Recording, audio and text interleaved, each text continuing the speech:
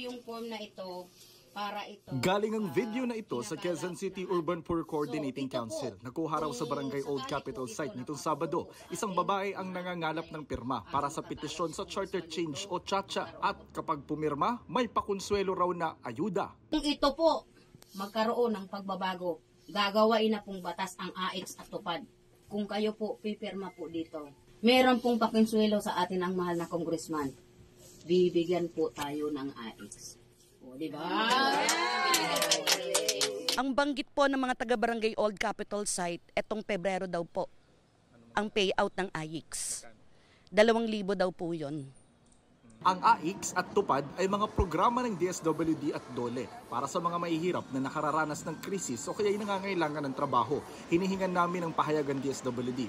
Pinaimbestigahan na raw ito ng DOLE. Nakausap ko ang ilang residenteng pumirma sa petisyon. Siyempre ayuda yun eh. Kung alam sana namin na may paliwanag na tama, hindi sana kami pipirma dyan. Hindi niya ipiniliwanag.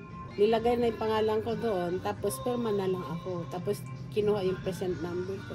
May mga hindi rin pumirma. Kasi hindi ako aware sa yung gusto nilang mangyari. Masyado nilang binubulag yung mga tao. Kailangan magkaroon ng tamang forum. Sa Barangay Silangan naman sa San Mateo, Rizal, 5 kilong bigas ang bigayan kapalit ng pirma sa CHACHA. Ayon sa grupong Bayan Muna, umabot na rin umano ang pirmahan sa Bicol. At sa Davao City, kaya nagpaalala si Congressman Paulo Duterte sa mga Davaoenyo na huwag ibenta ang kaluluwa sa 100 piso o 10,000 piso kapalit ng pirma. Pero choice pa rin daw ng tao kung gusto raw sumunod sa mga alagad ng isang taong nangangarap daw maging mahusay sa Kongreso. Ang kapatid ng Pangulo na si Senator Amy Marcos nagain ng resolusyon para imbestigahan ang paayuda umano kapalit ng lagda. Anong kawalanghyan to? Maliwanag na nag-aalok sila ng DSWD, ng AIX, may tupad pa, at may MAIP na DOH. Sa ilalim ng 1987 Constitution, may 3 paraan para amyendahan ang saligang batas. Kabilang dyan ang People's Initiative kung saan kakalap ng pirma ng 12% ng mga botante sa buong bansa at dapat kada distrito may di bababa sa 3% na pirma ng kanilang botante. Ang pinayaman ng konstitusyon, mamamakyaw at negosyante. Ang magsasaka, EDSA Puera.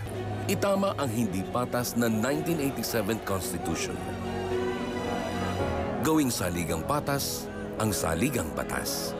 Kagabi sinimulang ipalabas sa mga TV station ang advertisement na ito. Nakalagay na ito ay paid advertisement ng Gana at Yedza Avisado Law Offices. Sabi ng naturang law firm, ang nasa likod ng ad ay ang kanilang kliyente na grupong PIRMA o People's Initiative for Modernization and Reform Action. This move is just to invite public discussion. Gusto lang ho namin na ma-involve din yung tao, ma-inform yung mga tao. This is also an information campaign. Pero ngayon pa lang, ilang mambabatas na ang umaalma rito. Si Representative Franz Castro gustong malaman kung sino ang nagpondo sa naturang TV ad at kung galing ba ito sa kabayan ng bayan o pera mula sa banyagang interes. Walang public funds na nagamit dito. Lahat ito galing sa private sectors na nagpupush ng change sa constitution natin. Pinupuna naman ni Congressman Edsel Lagman ang paggamit ng katagang EDSA Puera sa TV ad. Aniya paraan ito ng pamilya Marcos para siraan ang EDSA People Power Revolution na naging daan para sa pagbabalangkas ng kasalukuyang 1987 Constitution. Sinusubukan pa ng GMA Integrated News na makuha ang panig ng pamilya Marcos at ng Malacanang ukol dito. Ganito ang pinapipirmahang papel sa mga residente sa iba't ibang lugar sa bansa sa petisyon sa Charter Change o CHACHA. Ang petisyon, isinusulong na baguhin ang Article 17, Section 1, Number 1 ng 1987 Constitution. Pinadaragdag ang katagang voting jointly at the call of the Senate President or the Speaker of the House of Representatives. Sa ngayon kasi pwedeng imungkahi ng Kongreso sa boto ng 3/4 ng lahat ng miyembro nito ang anumang amyenda o rebisyon sa saligang batas. Pero di malinaw kung hiwalay o magkasamang boboto ang mga miyembro ng Kamara at mga senador. Kaya may naaamoy ang ilang mamabata sa isinusulong na rebisyon. Kung jointly kasi na magpapasya ang Senate at ang House, ang House merong 300 plus members outnumber talaga ang Senate, and for the longest time naman hindi talaga umuusad ang charter change sa loob ng Senado. Overwhelmed, outnumbered yung mga senador na mga representatives. Nakalagay rin sa papel na lubos na naunawaan ng pumirma ang mungkahing pag-amyenda. Pero sa panayam ng GMA Integrated News, sinabi ng ilang pumirma na lumagdalang sila dahil may pinangakong ayuda. Isang paraan na naman ito ng pambubudol sa taong bayan. Iniimpluwensyahan sila para sumang-ayon sa isang bagay na hindi naman lubos na naipaliwanag sa kanila. Ang mga papel isusumite sa COMELEC para maberipika kung mga rehistradong botante nga ang mga pumirma. 12% ng mga rehistradong botante sa bansa at 3% sa kada legislative district ang kailangan.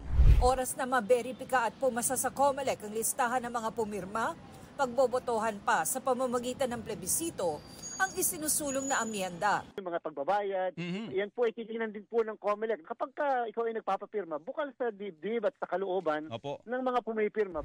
Pero nilinaw ng COMELEC na wala pa silang jurisdiksyon sa isyu ngayon.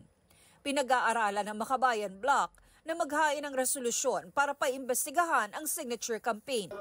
Sinisika pa namin kunin ang reaksyon ng liderato ng Kamara tungkol dito. Si Atty. Raul Lambino, minsan ang namuno sa hakbang na amyendahan ang saligang batas sa pamamagitan ng People's Initiative noong 2005 hanggang 2006. Oras na lumusot ang joint voting ng Kamara at Senado, mas madali na raw ang pagrebisa sa saligang batas. Sila ang magbabago ng ating saligang batas. Babaguhin nila yung economic provisions, maaaring baguhin nila yung political provisions, maaaring baguhin nila yung mga social provisions, baguhin nila yung mga civil provisions. Ayon sa isang dating mahistrado ng Korte Suprema, dapat hiwalay ang botohan ng Kamara at Senado. The House and the Senate must meet in a joint session. Pag may dumating na question, ang botohan dyan should be separate. 2/3 is required. So you must get 2/3 of the House, 2/3 of the Senate. Ang grupong People's Initiative for Reform, Modernization and Action o PIRMA na nasa likod ng TV ad na bumabatiko sa 1987 Constitution, nangangalap din daw ng pirma. Pero di raw sa kanila ang form na lumabas sa social media. Halos pareho ang mga form. Pero yung mga kumukuha ng mga signatures are purely private people. Ang pagsusulong ng joint voting na Senado at Kamara sa pag-amyenda ng saligang batas, ang pakay ng mga nasa likod ng pinapapirmahang petisyon para sa People's Initiative. Kung magkasama kasing boboto ang mga senador at mga kongresista, mababaliwala ang boto ng mga senador dahil higit na marami ang mga kongresista. Ang dati nang isinusulong ng Senado, magkahiwalay na boboto ang dalawang kamara. Halatang halata na hindi po ito People's Initiative. Initiative po ito ng ibang espesyalista sa konstitusyon. Ang gusto nilang mangyari, hindi na natin respetuhin yung pantay ang Senado sa House of Representatives. Imi-mix na ang mga 24 senador sa 315 na congressmen and then one person, one vote. Mali po yun kasi bicameral yung ating legislature, kaya nga sa ordinaryong batas, tabla, lalo na sa saligang batas. Paalala ni Pimentel sa publiko, huwag niyo pirmahan yan, lalo na kung yung ideya, yung linalaman ng petisyon na yan, ay hindi naman yan ang nasa isip ninyo. Huwag na po natin pirmahan yan, kahit may inaabot man, kahit wala. Ayon din kay Pimentel, solid ang Senado sa pagtutol sa joint voting at iimbestigahan daw ng Senado ang hakbang na ito. Sinikap naming makuna ng pahayag si Attorney Anthony Abad, ang pangalang nakasaad sa kumakalat na kopya ng petisyon pero hindi siya sumasagot sa aming tawag. Nagpakilala naman si former Court of Appeals Associate Justice Vicente Veloso na kabahagi ng petisyong ito. Si Veloso ay dating chairman ng House Committee on Constitutional Reform nung kongresista siya. Ito raw ang nagpapatibay ng kanyang paniwala na ang People's Initiative ay lehitimo at democratic na paraan para magpanukala ng reforma. Naobserbahan daw niya na nagiging hadlang sa makabuluhang reforma sa saligang batas ang debate kaugnay sa joint voting at separate voting sa Constituent Assembly. May paliwanag naman ng grupong pirma o People's Initiative for Reform, Modernization and Action kung bakit joint voting ng Senado at Kamara ang isinusulong nila. Yung voting jointly, yun po ba yung nakasulat sa pinapapirmahan nyo? Oo. Because isa yan sa aming mga panukala na ang ating na dapat ang ating Congress ay maging unicameral. Meaning to say, imbis na dalawa pa ang houses ng Kongreso, ang nangyayari, bumabagal ang kilos natin. Issue din ng alingas-ngas na may alok daw na pera o ayuda kapalit ng pirma. May nagsabing 100 piso ang nakalaan sa kada pirma. Meron din nagsabi, gaya ni Senadora Amy Marcos, na nagagamit ang mga programa ng gobyerno kapalit nito. Iimbestigahan daw ng DSWD o Department of Social Welfare and Development ang aligasyong ito. Ang DSWD hindi ho lumalahok doon sa ongoing na People's Initiative. Makikipag-ugnayan ako sa tanggapan ni Senator Amy para makuha ko yung detalye at sisiguraduhin ko na iimbestigahan namin.